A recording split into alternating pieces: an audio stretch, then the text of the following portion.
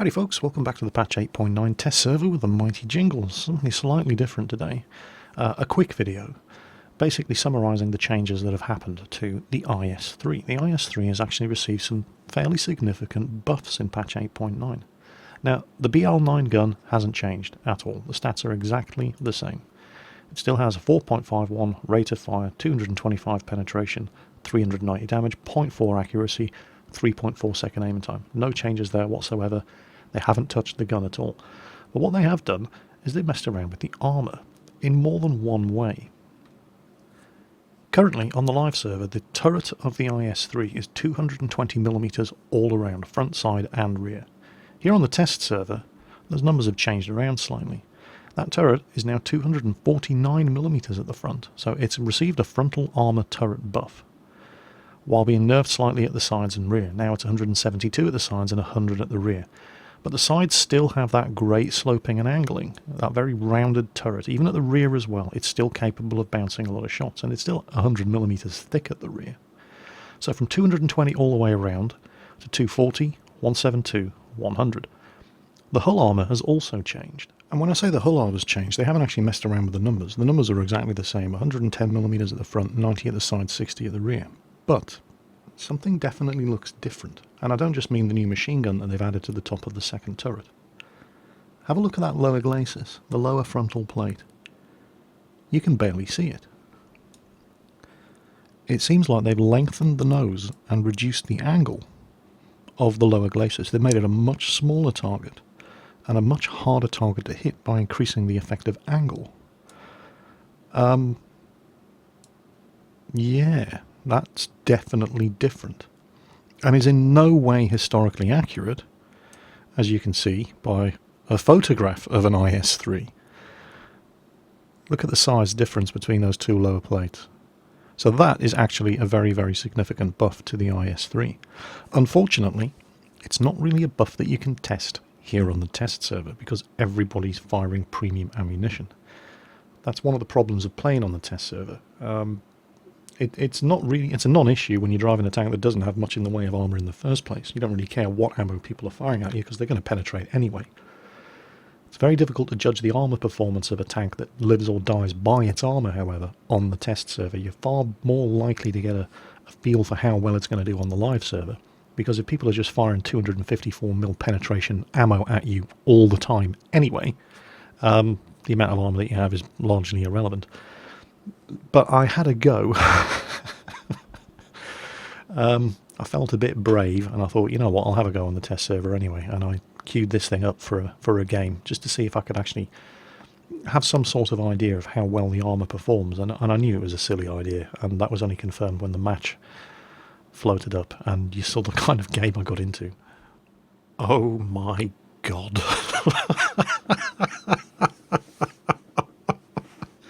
You cannot be serious. Right, so yeah, we're going to see how the armour of the IS-3 does.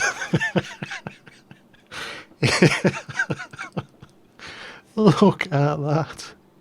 A Foch 155. 2 Death Stars. 3 Waffenträgers. Oh, Jesus.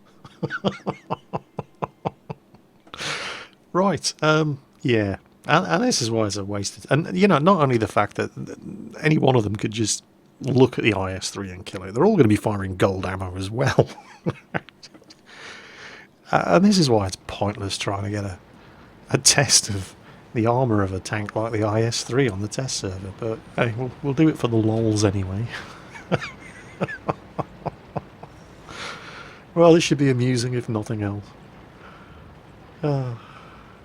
Right, well, I'm certainly not going first. You know, never say I didn't try. So, we're here on Kamarin. Look at this matchmaking. I mean, come on. Give me a break. What are you supposed to do in an IS-8? You know, it does raise the question, though. I mean, okay, so they have definitely buffed the armour of the IS-8. The whole armour is the same, but ooh, see, I can actually, if I can hit this guy's turret, it's only got 20mm of armour. Yeah, probably hit him. Not that it's really going to matter. He's got like 2,000 health. But yeah, I mean they have buffed the armor of the the IS-3. Sorry. The hull armor has remained the same, but it looks like all I did was track him. Missed. Yeah, the hull armor's remained the same, but they have gone ahead and increased the effective angling of the lower hull, and the front of the turret is significantly stronger. But yay, I hit somebody! Alright. But I mean, what was the point? It's not going to help the IS-3 in a Tier 8 game. And it's probably not even going to help the IS-3 in a Tier 9 game. It's just going to make it even more difficult to kill IS-3s in Tier 8 games. I mean, one of these monsters shoots at you, they're not going to give a toss whether or not you've got an extra 30 odd armour at the front of your turret. They're just going to go, oh hi. Surprise, it's me, and then unload. In fact, you know, one of those Waffenträger E100s wouldn't even have to unload a full clip into an IS-3 to kill it. So I really don't see what the point of the armour buff was. But yeah, the buff's a buff, I'll take it. Unbelievably, I haven't even been hit yet. Of course, that's because nobody's fired at me. Because I'm staying well in cover. I'm not going anywhere near any of these Tier 10s.